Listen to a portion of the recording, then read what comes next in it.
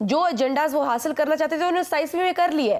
اب وہ فردر جو کنسنسس ڈیولپ کریں گے, آپ کو کیا لگتا ہے کہ اب آپ کے پاس کوئی ایسی خبر ہے کہ کوئی پاور سٹرکچر میں تبدیلی آ رہی ہو؟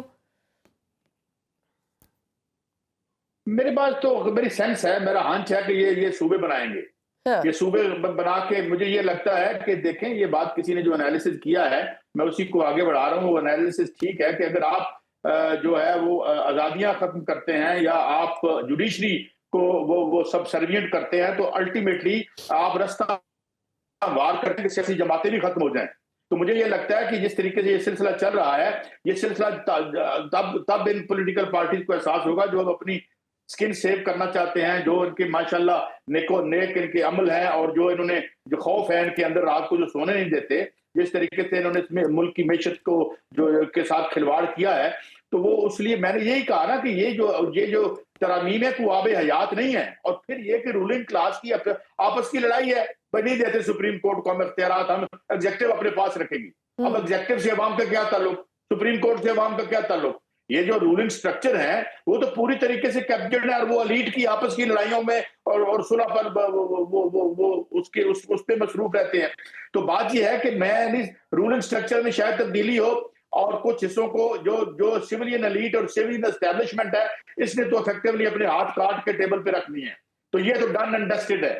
یہ جو انہوں نے کیا ہے اپنے آپ کو بچانے کے لیے سیاست میں ووٹ کی طاقت سے خوفزدہ ہو کے کسی طاقت کی چھتر چھایا تلے نیچے آنے کا جو ان کا ایک نفسیاتی تھا خوف, جو انہوں نے جو کیا ہے الٹیمیٹلی یہ اٹ از سیلف ڈیفیٹنگ. اور یہ بیسیکلی سیولین ایلیٹ جو ہے وہ چاہے وہ حکومت میں ہے یا حکومت سے باہر ہے وہ اپنے یہ ترامیم اس پر اپنا خودکش حملہ ہے. تو یہ الٹیمیٹلی آپ آنے والے دنوں میں دیکھیں گے یار صوبے بھی بنائیں جائیں گے, صوبے بنیں گی تو پولیٹیکلی یہ جو اولیگارکیز ہیں ان کی کمر ٹوٹے گی. تو یہ آنے والے دنوں میں مجھے جو نظر آتا ہے, یہ میرا تجزیہ ہے, میری خبر نہیں ہے, کہ یہ بھی جس طریقے سے سپریم کورٹ سب سروینٹ ہوئی ہے, خیر پولیٹیکل ایلیٹ جو ہے وہ تو سب سروینٹ ہو ہی گئی ہے, رہی سی کسر اس کی بھی نہیں رہنی. جی تو اس کا مطلب ہے کہ یہ جو انہوں نے اپنے ہاتھ کاٹ کے دے دیے ہیں یہ خود گڑا کھود رہی ہے یہ پولیٹیکل پارٹیز جتنی بھی. آج جیسے سہیل وڑائی صاحب کا بھی کالم تھا, انہوں نے بھی کہا کہ موجودہ نظام تبدیل ہوگا. آپ کے خیال میں کیا تبدیلی آئے گی, کس قسم کا سیٹ اپ ہو سکتا ہے؟ دیکھیں تبدیلی سے کیا مطلب ہے, کیا جو اگلے مہینے یا اس مہینے جو بل آئے گا وہ کم آئے گا عوام کے لیے؟ 25 کروڑ لوگوں کے لیے کوئی تبدیلی نہیں ہے. ایک ہی تبدیلی ہے کہ بد سے بدتر ہوں گے, ہر بار ان کا استحصال بڑھے گا.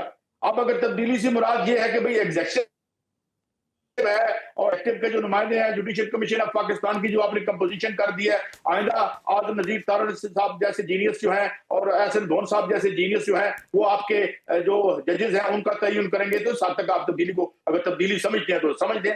اب دیکھیں یہ ڈسکنیکٹ ہے اور رولنگ ایلیٹ آپس میں وہاں گتھم گتھا ہے کہ جی یہ دیکھیں ججز بلا وجہ فیصلہ دے دیتے ہیں, ہم کہتے ہیں کہ یہ سیٹیں جو ہیں وہ نہیں دینی اس کو, یہ جو ریزرو سیٹیں ہیں ادھر دے دو, ہمیں ادھر چاہیے 2/3 میجارٹی, ادھر نہیں چاہیے. یہ لڑائی آپس میں لڑ لیں, جو جیتے جو آ رہے, اس سے عوام کا کیا لینا دینا ہے. ہاں جو لوگ ایسوسیٹڈ تھے یا جنہوں نے ووٹ ڈالے وہ بیٹریڈ ضرور فیل کرتے ہوں گے کسی ایک پارٹی کے یا بالخصوص پی ٹی آئی کے, مگر بائی اینڈ لارج ان تمام تبدیلیوں کا میسج آپ کو کیا لگتا ہے کچھ چہرے تبدیل ہوں گے جو بیٹھے ہوئے کچھ اس طرح کا نظام آ جائے, کچھ آپ کو لگتا ہو آگے آنے والے دنوں میں؟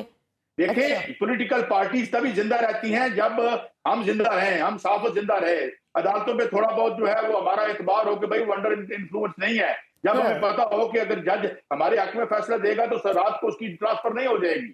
تو جب یہ سب کچھ آپ کر لیتے ہیں تو آخر میں آپ کا گھر بچتا ہے. وہ اولیگارکیز ہیں, ابھی تک تو وہ محفوظ ہیں, ان کے کاروبار محفوظ ہیں, ان کی اکٹھی کی گئی جائز ناجائز دولت محفوظ ہے, ان کے کیسز فارغ ہو چکے ہیں, پی ٹی او کے بارے میں کوئی نہیں پوچھ رہا, جو آپ نے جو معاہدے کیے تھے کیا کوئی کک بیکس لی گئی یا نہیں لی گئی, حالانکہ بجلی کے بل بول کر بتاتے ہیں کہ کک بیک لی گئی, کھول کے دیکھ لیں. لیکن سر وہ تو جس طرح سے اگر آپ دیکھیں کہ آل گڈ ہو, کوئی ریزسٹنس نہ ہو ادھر سے اور سب کچھ ان کی مرضی سے ہوتا جائے, تو پھر کیوں ان کو تبدیل کرنا چاہیں گے؟ ڈونٹ یو تھنک کہ ان کو بھی یہ سوٹ کرتا ہے کہ ہاں ٹھیک ہے جو لانا چاہ رہے ہیں یہ آمین بولتے ہیں؟ یہ دیکھیں ملبے کتنی دیر پر سر پہ اٹھائے گی, یہ جتنا ملبہ اٹھایا ہوا ہے انہوں نے, جو کہ بیسیکلی اگر آپ سمجھیں تو اداروں کی اپنی ریپیوٹیشن کے لیے یہ ایک بہت بڑا سوالیہ نشان ہے. اور جو سیریس سیکشنز ہیں آپ کی ڈیپ سٹیٹ کے، وہ یہ سمجھتے ہیں کہ یہ ملبہ ہم زیادہ دیر سر پہ نہیں اٹھا کے رکھ سکتے، یہ اتارنا پڑے گا.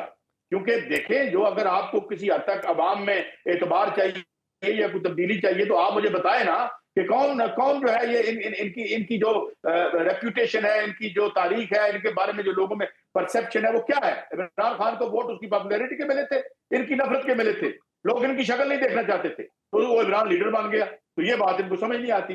دیر نہیں لگتی، ایسٹ جو ہیں جب لائبلٹی بن جاتے ہیں، ان کی لائبلٹی بننے کا وقت بھی جلد مطلب آ جائے گا. دس از مائی ہمبل اوپینین.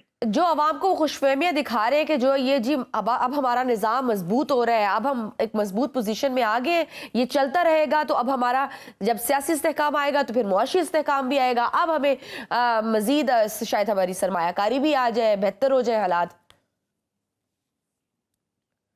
یار کون سی سرمایہ کا معاشی استحکام دو قسم کے ہیں. جو مطلب کیا جو شریف خاندان ہے یا جو زرداری خاندان ہے، ادھر تو بالکل معاشی طور پر بالکل ٹھیک ہے، کوئی بینکرپسی تو نہیں فائل کر رہا. اللہ تعالیٰ کا بڑا شکر ہے.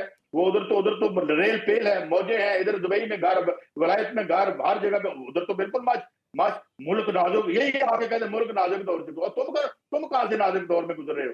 وہ آدمی جس نے موٹر سائیکل پہ 5 بچے اور پورا خاندان 6 لوگ، وہ نازک دور سے گزر ہے. تو بات یہ ہے کہ یہ بیسیکلی یہ ایک فالس سینس آف سیکیورٹی کی تلاش میں ہے. اور انہوں نے یہ کہا ہے کہ بھئی ہمیں کچھ نہ ہو، جو لینا ہم سے لے لو بھائی، یہ ٹیبل پہ رکھ دیا ہے، آپ یہ کریں 2029 ترمیم کر لیں. لیکن اگر کوئی یہ سمجھتا ہے کہ یہ 2029 ترمیم ہو جائے اور یہ اس کے لیے آب حیات ہوگا، تو I think he is living in fool's paradise.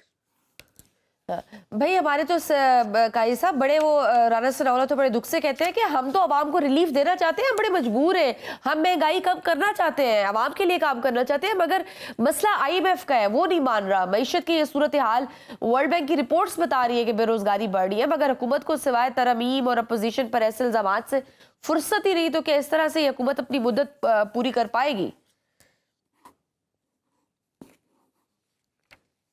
دیکھیں، میں کل پرسوں دیکھ رہا تھا آپ کے سینٹ کے چیئرمین جو ہے جس گاڑی میں بیٹھے ہوئے تھے، دیکھیں یہ کون سی معیشت ہے. ان کے پاس $22 بلین کی یہ سبسڈی لیتے ہیں.